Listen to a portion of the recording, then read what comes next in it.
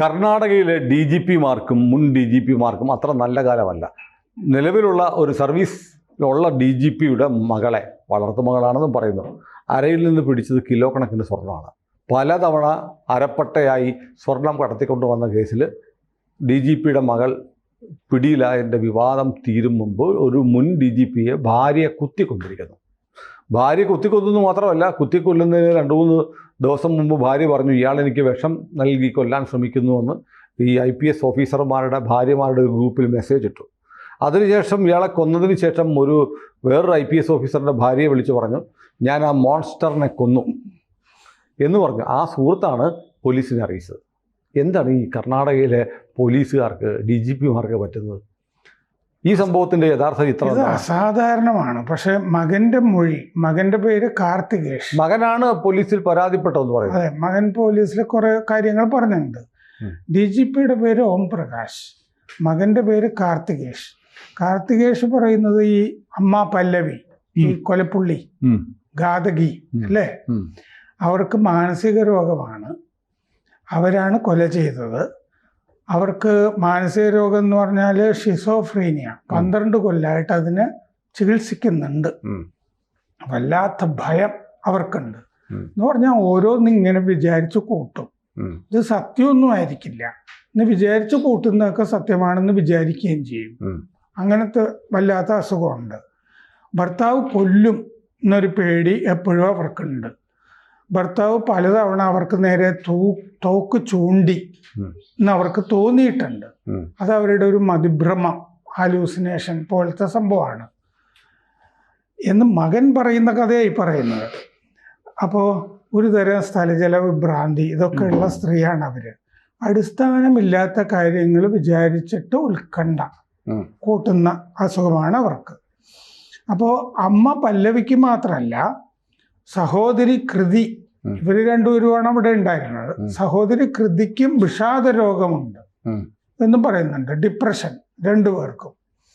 അപ്പോൾ ഈ ഓം പ്രകാശുമായിട്ട്, ഈ DGPയുമായിട്ട്, മുൻ DGPയുമായിട്ട് നിരന്തരം ഇവർ വഴക്ക് കൂടിക്കൊണ്ടിരുന്നു.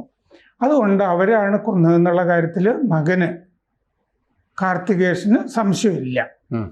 കഴിഞ്ഞ ആഴ്ച അച്ഛനെ കൊല്ലുമെന്ന് ഇവർ ഭീഷണിപ്പെടുത്തിയിരുന്നു. കഴിഞ്ഞ ആഴ്ച ഓം പ്രകാശിനെ കൊല്ലുന്ന പല്ലവി ഭീഷണിപ്പെടുത്തിയിരുന്നു.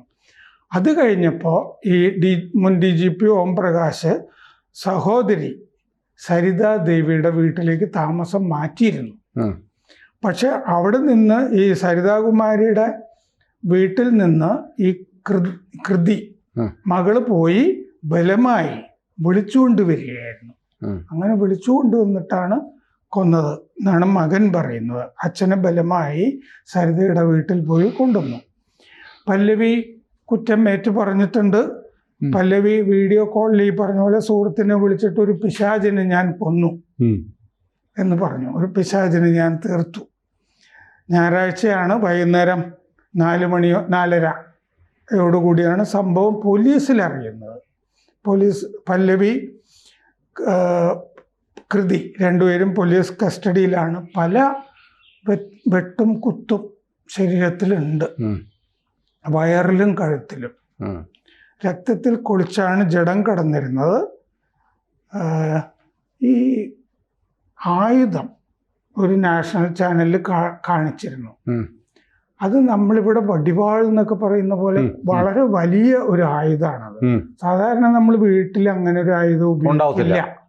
നമുക്ക് തേങ്ങ വെട്ടാനോ മറ്റോ ഉള്ള ഒരു ഇത്രയും നീളമൊക്കെ ഉള്ളതല്ലേ. ഇത് സാമാന്യം വലിയ ഈ കൊടുവാൾ എന്ന് പറയുന്നത് ആ സംഭവം വെട്ടി അതിനാണ് ചെയ്തിരിക്കുന്നത്. അപ്പോൾ അങ്ങനെയാണെങ്കിൽ അത് ഉദ്ദേശിച്ചിട്ടൊരു കൊടുവാളും മേടിച്ച് സൂക്ഷിച്ചിട്ടുണ്ടാകണമല്ലോ. പിന്നെ ഈ സുനിൽ കുറെ ഇതുപോലത്തെ കേസുകളൊക്കെ കോടതിയിൽ കേട്ടിട്ടുണ്ടാവുമല്ലോ. അല്ല, അതിനകത്ത് ഈ പ്രൈവറ്റ് ഡിഫൻസ് എന്ന് പറഞ്ഞാൽ ഇൻസൈൻ ആണെങ്കിൽ അവർ ചെയ്യുന്നതൊന്നും ക്രൈം അല്ലെന്നാണ് ഇത്തരം കേസുകളിൽ പറയുന്നത്. പക്ഷേ ഇതിനകത്തിപ്പോൾ 2 തരത്തിൽ വരാം. ഒന്നെങ്കിൽ ഇയാളുണ്ടാക്കുന്ന മകൻ കാർത്തിക് ഉണ്ടാക്കുന്ന ഒരു സ്റ്റോറി ആവാം. പിന്നെ ഇത് 10-12 വർഷമായിട്ട് ട്രീറ്റ്മെൻറ്റിലാണെങ്കിൽ അതിൻ്റെ മെഡിക്കൽ റെക്കോർഡ്സ് വേണം. എങ്കിലേ ഈ പ്രൈവറ്റ് ഡിഫൻസ് ഒരു കാരണം ബുദ്ധിസ്ഥിരതയില്ലാത്ത ഒരാൾ ചെയ്യുന്നതൊന്നും കുറ്റമല്ല. സെക്ഷൻ 84 അങ്ങനെ ഒരു കാര്യമുണ്ട്. അതെ, അത് ഈ പണ്ട് ഈ അൽത്തൂസർ എന്ന് പറഞ്ഞിട്ടൊരു മാർക്സിസ്റ്റ് ചിന്തകൻ ഉണ്ടായിരുന്നു. ലെനിനെ പറ്റിയൊക്കെ വലിയ പുള്ളിയാന്നൊക്കെ പറഞ്ഞിട്ട് ലെനിനെ പറ്റി തന്നെ ഒരു പുസ്തകമൊക്കെ ഉണ്ട്. ഇയാൾ ഭാര്യയെ കൊന്നതായിട്ട് എൻ്റെ ശ്രദ്ധയിൽ അങ്ങനെ വന്നിരുന്നില്ല. പക്ഷേ ഇയാളുടെ ആത്മകഥയിൽ ഇയാൾ ഭാര്യ ഹെലനെ കൊന്ന ഭാഗം പറയുന്നുണ്ട്. ഇയാൾ ഇങ്ങനെ കഴുത്ത് ഞെരിച്ച് ഭാര്യയെ കൊല്ലുന്നതുമൊക്കെ. പക്ഷെ കോടതിയിൽ ഇയാൾക്ക് പ്രാന്തായിരുന്നു എന്ന് സ്ഥാപിക്കപ്പെട്ടു. ഇയാൾ വളരെ അറിയപ്പെടുന്ന ഫിലോസഫറാണ്, ലൂയി അൽത്തൂസർ എന്ന് പറയുന്ന ആള്. ഞാൻ കുറച്ച് കഥകൾ പണ്ട് എഴുതിയിട്ടുണ്ട്. അതിലൊരു കഥയുടെ പേര് അൽത്തൂസർ എന്നാണ്. ഇയാളുടെ ഒരു ഇൻ്റലക്ച്വൽ സ്റ്റോറി ആണത്. പക്ഷേ അൽത്തൂസർ എന്നാണ് കഥയുടെ പേരെങ്കിലും ഈ സംഭവം ഈ കേരളത്തിലെ ഒരു ഫിലോസഫി പ്രൊഫസറിലേക്ക് പറിച്ചു നട്ടു. സംഭവം കേരളത്തിൽ ഭൂമിക മാറ്റി. അതെ, മാറ്റി. പക്ഷെ ശീർഷകത്തിലെ അയാളുടെ സംഗതികളും ഒക്കെ പോലെ അതെ ഇതിലേക്ക് ചെയ്തിരുന്നു. അപ്പോൾ അയാളെ അങ്ങനത്തെ കുറെ കഥകൾ ഉണ്ടല്ലോ, സംഭവങ്ങൾ. ഇപ്പൊ ആ ഒരു പയ്യൻ തിരുവനന്തപുരത്ത് പ്രൊഫസറായ അച്ഛനെ അമ്മ എന്താണ് കെയ്ത്തൽ എന്നോ മറ്റേ പറഞ്ഞൊരു പയ്യൻ. അതെ അതെ. അപ്പൊ അവന് ബോഡി എന്താ ലെവിറ്റേഷനോ എന്തൊക്കെയോ പറഞ്ഞു. ലൈഫ് ബോഡി സേവയോ ശരീരത്തിൽ നിന്ന് ആത്മാവിനെ ഉയർത്തുന്ന പ്രക്രിയ, പൂജ എന്നൊക്കെ എന്തോ പണ്ടാരാണോ നമുക്കറിയില്ലേ. ഏതായാലും സാത്താൻ ആരാധനക്കാർക്ക് സിനിമ വരെ ഇറക്കുന്ന കാലമാണ്. അത് അടുത്തതിലാണ് മുഴുവനായിട്ട് വരാൻ പോകുന്നത്, 3-ാം ഭാഗത്തിൽ. 3 വന്നാലല്ലേ? അതെ, ഇല്ലെന്നും പറയുന്നുണ്ട്. അതെ, വരാൻ സാധ്യത ഇപ്പോഴത്തെ നിലയ്ക്കില്ല. കാരണം ഈ അഭിനയിക്കുന്ന ആളുകളൊക്കെ തുടർന്നും അഭിനയിക്കുകയൊക്കെ വേണമല്ലോ, അങ്ങനത്തെ പ്രശ്നങ്ങളൊക്കെ ഉണ്ട്. അപ്പൊ ആ പയ്യന്റെ കാര്യത്തിൽ മെഡിക്കൽ ബോർഡ് പ്രാന്താണോ എന്ന് അന്വേഷിക്കാനായിട്ട് ചെയ്തു. മെഡിക്കൽ ബോർഡ് കോൺസ്റ്റിറ്റ്യൂട്ട് ചെയ്തിട്ടാണ് ഇയാളുടെ മാനസികാരോഗ്യ നില വിലയിരുത്തുന്നത്. ഈ കൃത്യം നടക്കുമ്പോൾ അയാൾക്ക് മനോനില ശരിയല്ലായിരുന്നു എന്ന് സ്ഥാപിക്കപ്പെടണം. എങ്കിൽ മാത്രമേ ഈ സെൽഫ് ഡിഫൻസിൻ്റെ ആനുകൂല്യം കിട്ടത്തുള്ളൂ. അതുപോലെ ഈ 12 കൊല്ലം നീൻ്റെ അകത്ത് പ്രത്യേകം പറയുന്നുണ്ട്. അത് വളരെ പ്രധാനപ്പെട്ടതാണ്. ചിലപ്പോൾ ശരിയായിരിക്കും, അല്ലെങ്കിൽ പിന്നെ ഇവർ ഒരാഴ്ച മുമ്പ് ഇയാൾ വിഷം തന്ന് കൊല്ലാൻ ശ്രമിച്ചു എന്ന് മെസ്സേജ് അയച്ചു, ഇങ്ങനെ ഗ്രൂപ്പിൽ വിളിച്ച് പറയുന്നു എന്നൊക്കെ പറയുമ്പോൾ ഒരു അസ്വാഭാവികതയുണ്ട്. അങ്ങനെ ഒരു ആളെ വീട്ടിൽ ഇയാളെങ്ങനെയാണ് വെച്ചുകൊണ്ടിരിക്കുക? അയാൾ ഓടി രക്ഷപ്പെട്ടല്ലേ? അയാൾ സരിതയുടെ വീട്ടിൽ പോയി, സഹോദരിയുടെ വീട്ടിൽ പോയി എന്നൊക്കെ പറയുന്നുണ്ട്. എനിക്ക് തോന്നിയത് ഇത് കഥയാണെങ്കിൽ അല്ലാത്ത കാരണങ്ങൾ ഉണ്ടാകും. ആ കാരണങ്ങൾ നമ്മൾ ഇതിൽ തന്നെ ഇങ്ങനെ ബോളിവുഡ് സിനിമാടന്റെ വീട്ടിലെ കുത്ത് കേസ് ഇപ്പൊ ഒന്നും കേൾക്കാനില്ലല്ലോ. അതൊന്നും കേൾക്കാനുമില്ല. അവിടെയൊക്കെ ഇത് കൂടുതലും നടക്കാറുണ്ട്. പിന്നെ മയക്കുമരുന്നിന്റെ ഒക്കെ മേഖലയാണ്. ഈ കാര്യത്തിൽ ഈ സ്വത്ത് തർക്കമോ അങ്ങനെ എന്തെങ്കിലും, കാരണം ഇവർക്ക് ഈ മാനസിക രോഗമാണെങ്കിൽ ഈ ഇങ്ങനൊരു ആയുധം എവിടുന്ന് കിട്ടി, ഇങ്ങനെ വന്നു, അതൊരു ചോദ്യമാണ്. പിന്നെ ഈ കാർത്തിക് പറയുന്നതിനകത്തൊരു പ്രശ്നമുണ്ട്. പല്ലവിയും ശ്രുതിയും എന്ന് പറയുന്നുണ്ട്. ശ്രുതി കാർത്തികിന്റെ സഹോദരിയാണ് അല്ലേ? കൃതി. അപ്പോൾ രണ്ടുപേർക്കും വട്ടാണെന്ന് പറഞ്ഞാൽ സ്വത്ത് മുഴുവൻ കാർത്തികിന് കിട്ടും. അത് കിട്ടും. എനിക്ക് ആ ഭാഗത്തും സംശയം വന്നു. കാരണം രണ്ടുപേർക്കും ഡിപ്രഷനാണ്. അങ്ങനെയൊക്കെ വന്നുകൂടായില്ല. പക്ഷെ വരാം. നമ്മൾ ഈ സംശയദൃഷ്ടിയോടെ കാണുന്നതുകൊണ്ടാണ് ഒരുപാട് ഇത്തരം കേസുകൾ ഉണ്ടാവുന്നുണ്ടല്ലോ. ഏതായാലും കർണാടകയിൽ നിന്ന് DGPയുമായും ബന്ധപ്പെട്ട് DGP പദവി അലങ്കരിച്ചിരുന്ന ആളെക്കുറിച്ചും വരുന്ന വാർത്ത നല്ലതല്ല. നമുക്ക് ഒരുപാട് സംശയങ്ങൾ നൽകുന്നുണ്ട്.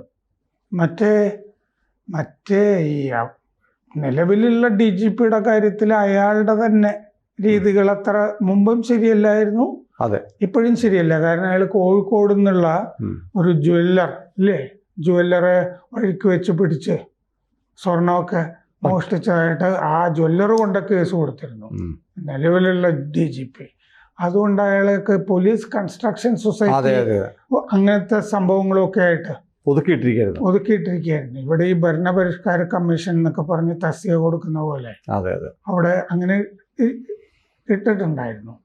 ഇതും ദുരൂഹത ധാരാളം ഇതിൻ്റെ അകത്തുണ്ട്.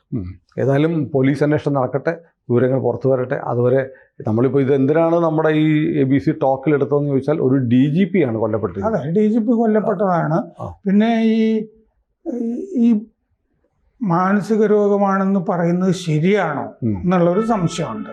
ഈ പറയുന്ന പോലെ രണ്ടുപേർക്കും പ്രാന്താന്ന് വന്നു കഴിഞ്ഞാൽ ഈ സ്വത്ത് കാർത്തികേഷ്, അതുകൊണ്ട് കാർത്തികേഷ് ആദ്യമേ ചാടി വീണിട്ടുണ്ട്, അങ്ങനെയാണോ? ചിലപ്പോൾ വേറൊരു കഥ, യഥാർത്ഥ കഥ വരാം. അന്വേഷണം തന്നെ നടക്കും. പോലീസിന്റെ മേധാവിയായിരുന്ന ഒരാളായതുകൊണ്ട് കൃത്യമായ അന്വേഷണം നടക്കുമായിരിക്കും. നമുക്ക് കാത്തിരിക്കാം. കൂടുതൽ വാർത്തകളും വിശേഷങ്ങളും നിങ്ങളിലേക്ക് എത്താൻ ABC മലയാളം സബ്സ്ക്രൈബ് ചെയ്യുക, ബെൽബട്ടനും അമർത്തുക.